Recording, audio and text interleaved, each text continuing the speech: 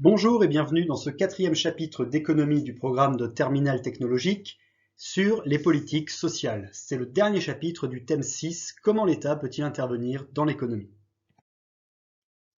On verra dans ce chapitre 4 séances. Une première séance où on parlera des objectifs des politiques sociales, une deuxième séance où on décrira ce qu'est la protection sociale, une troisième séance sur les modes de financement de la politique sociale, et enfin une quatrième séance sur l'efficacité de la redistribution, une séance plutôt critique.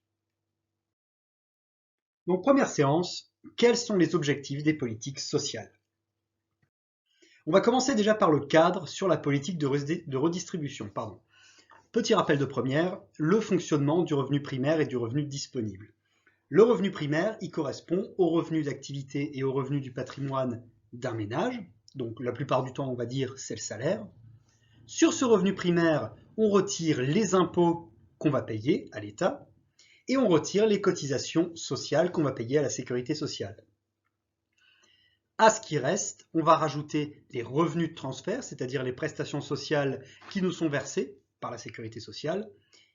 Et ce qui nous reste ici en tout, c'est le revenu disponible. Très important à noter dans le cadre de la politique de redistribution. Déjà pour commencer, la redistribution, elle modifie cette répartition primaire et elle s'opère en deux étapes. Première étape, on va prélever des prélèvements obligatoires par l'intermédiaire du système fiscal. Ces prélèvements obligatoires, pour rappel, c'est les impôts, taxes et cotisations sociales.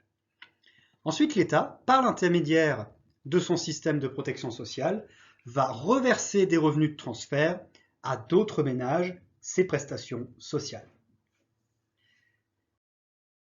La politique de redistribution, elle poursuit un double objectif. Elle poursuit déjà un objectif avec la redistribution verticale, où le principe, ça va être de prélever des impôts aux ménages plus riches pour verser des prestations sociales aux ménages plus pauvres. À côté, on a la redistribution horizontale qui, elle, sert à couvrir les risques sociaux.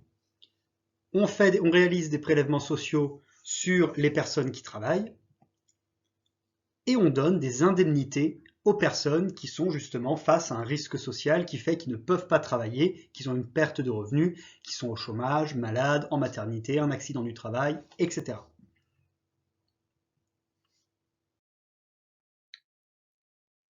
Cette redistribution horizontale, justement, c'est elle qui est la base de la protection sociale. Là, ici, grâce à la protection sociale, on va pouvoir parler du deuxième objectif, l'objectif de justice sociale et de réduction des inégalités. La justice sociale, c'est une conception qui recherche une meilleure équité entre les individus dans la répartition des richesses. Pour ça, pour réaliser des calculs en rapport avec les inégalités, on utilise le concept ici de décile. Qu'est-ce que c'est qu'un décile? Un décile, ça partage la population en 10 parts égales. Donc vous avez à chaque décile 10% de la population classée du plus pauvre au plus riche. En classant de cette manière, le premier décile, donc les 10 premiers pourcents de la population les moins riches, ou les plus pauvres, ça revient au même, ont un revenu maximal de 7 290 € en 2016. Le dernier décile, enfin plutôt le 9e décile, lui, son revenu maximal était de 45 380 € en 2016. Pourquoi est-ce qu'on ne prend pas le tout dernier décile? Tout simplement parce que le tout dernier décile, pour les matheux, ce sera un petit peu plus l'infini, parce que on ne peut pas mettre de revenu maximal, il faudrait trouver la personne en France sur l'année qui a le revenu annuel le plus élevé. C'est compliqué. Donc on utilise plutôt le revenu de D9. Ça veut dire donc que au niveau de D1, il y a 10% de la population qui touche moins de 7 290 €. Par rapport à D9, les 45 000, ça veut dire que 90% de la population a un revenu inférieur à 45 380, en 2016 en tout cas. Et ça nous permet aussi de déterminer ce qu'on appelle le revenu médian. Revenu médian qui en 2016 était de 22 140 € par an. Pourquoi on l'appelle revenu médian et surtout pas revenu moyen? Parce que c'est une médiane. En statistique, la médiane, c'est ça le principe. 50% de la population a un revenu inférieur à ce revenu médian et 50% de la population a un revenu supérieur à ce revenu médian. Mais on va aussi pouvoir se servir d'une autre manière de notre D1 et de notre D9. ça nous permet de calculer ce qu'on appelle le rapport interdécile. Si vous faites ici D9 divisé par D1, donc le montant de D9 divisé par D1, ça vous permet de mesurer les disparités entre les plus riches et les plus pauvres. Si vous faites ce calcul pour 2016, vous trouvez 6,22. Si vous faites 45 380 divisé par 7 290, vous trouvez 6,22. Ça veut dire que les 10% les plus riches sont 6,22 fois plus riches que les 10% les plus pauvres. Voilà le sens du rapport interdécile. Et on finit avec le troisième objectif, l'objectif de lutte contre la pauvreté. Pour déterminer un petit peu la pauvreté, on la mesure à l'aide du seuil de pauvreté. Qu'est-ce que c'est le seuil de pauvreté? C'est le revenu en dessous duquel un ménage est considéré comme pauvre. Pour le calculer, c'est très simple. Si vous êtes en France, c'est 50% du revenu médian. C'est l'INSEE qui décide. Et au niveau européen, voire international, c'est l'agence Eurostat qui, elle, détermine que c'est 60% du revenu médian. Bon, l'examen se passera en France, comptez 50% du revenu médian. Depuis 2004, le nombre de personnes pauvres progresse de nouveau, passant de 12,6% à 14% en 2017. Donc ça, c'est ce qu'on appelle le taux de pauvreté, le nombre de personnes en dessous du seuil de pauvreté par rapport à la population totale. 14% en 2017, et avec la crise du Covid-19, ce taux est monté à 18,46% en 2021. Maintenant qu'on a vu les différents objectifs des politiques sociales, on va pouvoir décrire la protection sociale en elle-même. Alors, la protection sociale, qu'est-ce que c'est? C'est l'ensemble des institutions et des mécanismes destinés à protéger contre les risques sociaux qui peuvent entraîner soit une baisse de revenus, soit une hausse des besoins. Alors, la baisse de revenus, ça peut être le chômage, la vieillesse. Alors, quand on dit la vieillesse, c'est la retraite, évidemment. La maladie, la maternité ou l'invalidité. S'il y a une hausse des besoins, qu'est-ce qui peut entraîner une hausse des besoins? L'arrivée d'un enfant, la dépendance pour une personne trop âgée, par exemple, etc. Donc, la protection sociale, elle protège contre une baisse de revenus, mais aussi contre une hausse des besoins. Et comment elle se passe, cette protection sociale? Eh bien, les personnes qui travaillent versent des cotisations sociales à la sécurité sociale, et ça permet de les assurer contre ces risques sociaux. Et s'il y a un risque social qui arrive, la sécurité sociale va verser des prestations. En cas d'interruption d'emploi, ces prestations sont liées plus ou moins aux revenus de la personne. Un schéma qui va vous parler, étant donné qu'on en a parlé il y a 5 minutes à peu près, la distinction entre les logiques d'assurance et les logiques d'assistance. Je vous remets un petit peu ces deux schémas. Le premier, vous vous en souvenez, la redistribution verticale, on prend aux plus riches pour donner aux plus pauvres. Eh bien ça, c'est le principe de la logique d'assistance de l'État. La logique d'assistance, c'est l'idée de Robin des Bois. On prend aux plus riches pour donner aux plus pauvres.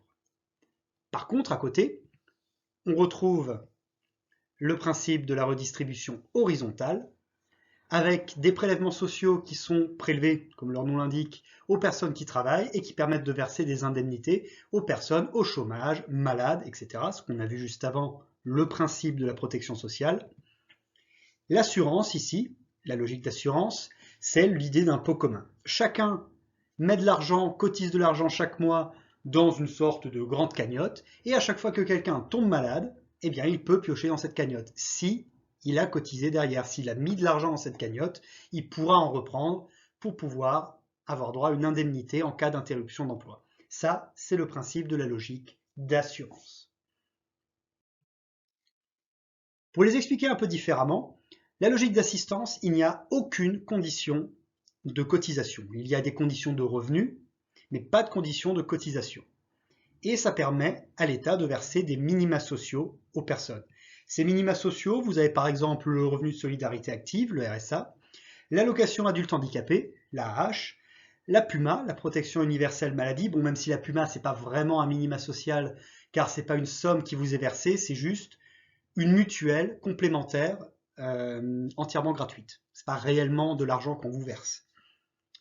Par contre, la logique d'assurance, elle, on paye des cotisations pour avoir droit à un revenu de remplacement en cas de risque, des allocations chômage en cas de chômage, une pension de retraite en cas de retraite, des indemnités journalières de sécurité sociale en cas de maladie, etc. On va passer maintenant à la troisième partie, les différents modes de financement de la politique sociale. Au niveau des impôts, on a ce qui s'appelle des impôts directs et des impôts indirects.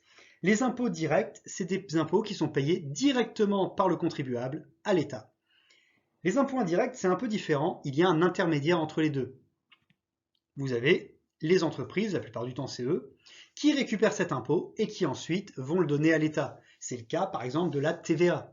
Dans les impôts directs, vous avez l'impôt sur le revenu, le plus connu, il y a aussi l'impôt sur les sociétés, mais l'impôt indirect le plus important, c'est la TVA. Et c'est l'impôt que tout le monde paye, même le gamin de 8 ans qui va aller chercher le pain pour ses parents à la boulangerie, eh ben, il va payer de la TVA à ce moment-là, même s'il n'est pas majeur. Donc ne vous dites jamais que vous ne payez des impôts qu'à partir du moment où vous êtes majeur. Vous en payez toute votre vie. Alors, il ne faut pas confondre les impôts et les cotisations sociales, parce que les cotisations sociales, elles, sont basées sur les salaires. Vous avez juste une petite distinction, c'est le cas de la CSG et de la CRDS, qui sont des impôts, mais qui sont basés sur le salaire. C'est toujours, comme partout en France, l'exception qui confirme un peu la règle. La CSG et la CRDS sont basées sur les salaires, mais ce sont des impôts. On les appelle des impôts sociaux. Ce qui fait que les cotisations sociales et la CSG-CRDS vont à la sécurité sociale. Ils servent à financer notre protection sociale. Par contre, les impôts indirects et les impôts directs servent à financer l'État directement. Ils servent à financer les dépenses de l'État. Vous voyez donc bien cette distinction. Les cotisations sociales et la CSG-CRDS servent à financer la protection sociale et sont donc versées aux organismes de sécurité sociale. Tous les autres impôts sont payés à l'État, à l'administration fiscale, et servent à financer les dépenses de l'État.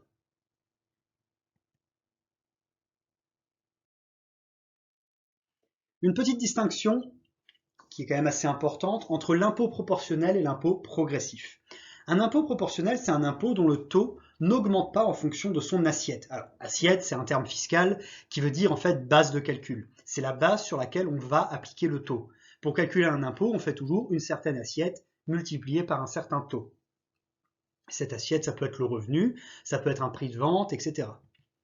Exemple, la TVA, impôt proportionnel le plus connu, son assiette, c'est le prix de vente hors taxe.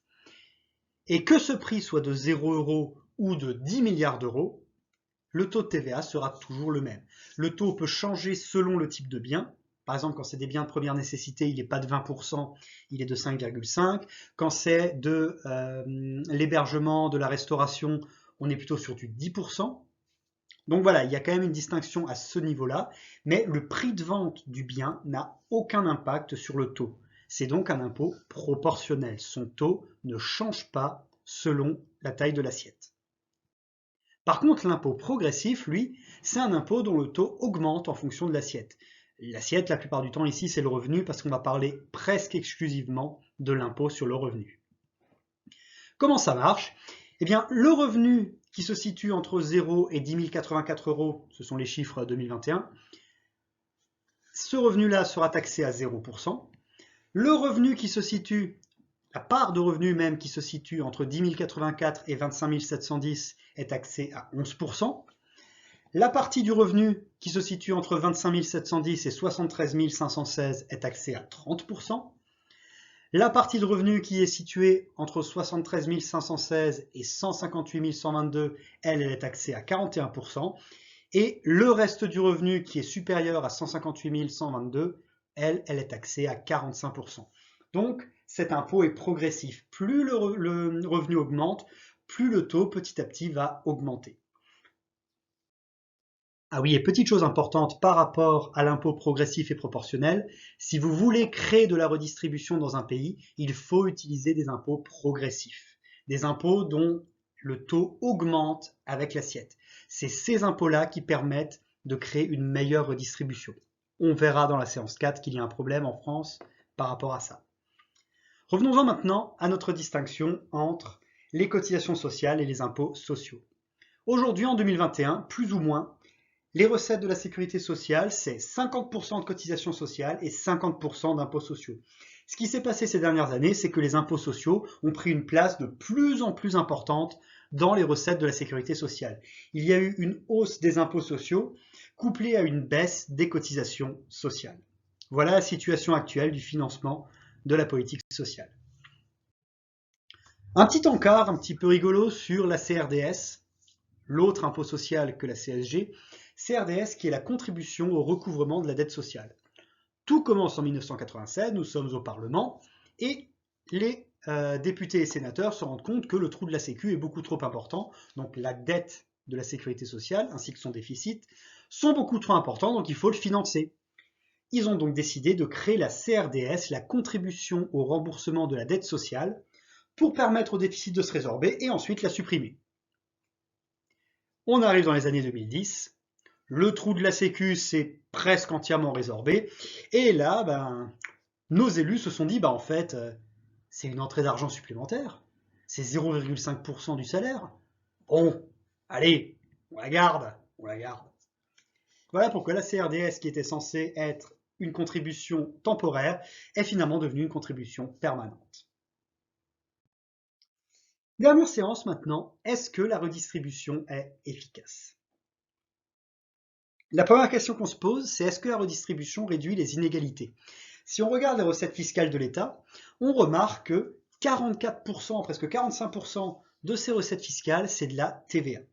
21% l'impôt sur le revenu, 16,5% l'impôt sur les sociétés et 17,7% plein d'autres impôts. Et ce qu'il faut savoir, c'est que ici, seul l'impôt sur le revenu est un revenu progressif. Et étant donné que je vous l'ai dit juste avant, seul un impôt progressif peut permettre une meilleure redistribution, vu qu'on a comme impôt progressif juste 21% des recettes fiscales de l'État, eh bien on se rend compte ici que la fiscalité française est assez peu redistributive. Après, il faut se poser la question, quel côté contribue le plus à la réduction des inégalités? Eh bien, il faut savoir qu'en France, la protection sociale réduit plus les inégalités de revenus, en tout cas, que la fiscalité. C'est logique, vu ce que je viens d'expliquer sur le manque de redistributivité du système fiscal. Mais c'est à retenir qu'en France, la protection sociale a plus d'impact que la fiscalité pour réduire les inégalités. La protection sociale réduit les inégalités de 65%, tandis que le système fiscal de 35%. Alors la réduction des inégalités économiques, pas seulement des inégalités de revenus, elle est aussi réalisée par l'accès universel aux services gratuits de santé et d'éducation. On a des problèmes évidemment par rapport à ça, c'est pas aussi parfait qu'on le pense. Pour le côté du service public de santé, il faut savoir que tout le monde ne peut pas souscrire à une bonne mutuelle complémentaire. On a certes la protection universelle maladie, mais c'est quand même pas la meilleure mutuelle qui existe.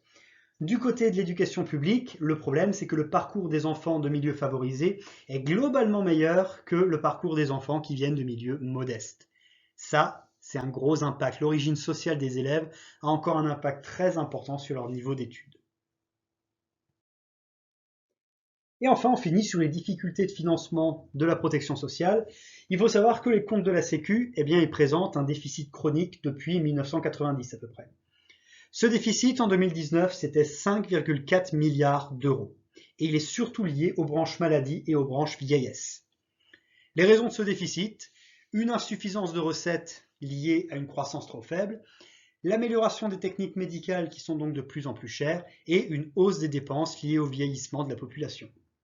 On pourrait dire que ça pourrait s'améliorer, mais malheureusement, nous sommes en 2021, la crise sanitaire est passée par là, l'impact sur le déficit de la sécurité sociale a explosé. On était à 38,6 milliards de déficit en 2020 et on va tourner autour de 40 milliards à la fin 2021. Quand je fais cette vidéo, on est le 30 novembre 2021. On aura donc bientôt les chiffres officiels, terminal, pour le déficit 2021. Le débat porte aujourd'hui sur l'avenir du financement de la sécurité sociale devant la montée des besoins et des coûts. Voilà pour ce chapitre qui était assez long. Ce sera normalement le dernier chapitre long sur le programme de terminale. Donc je vous souhaite de bonnes révisions, une bonne journée et à la prochaine.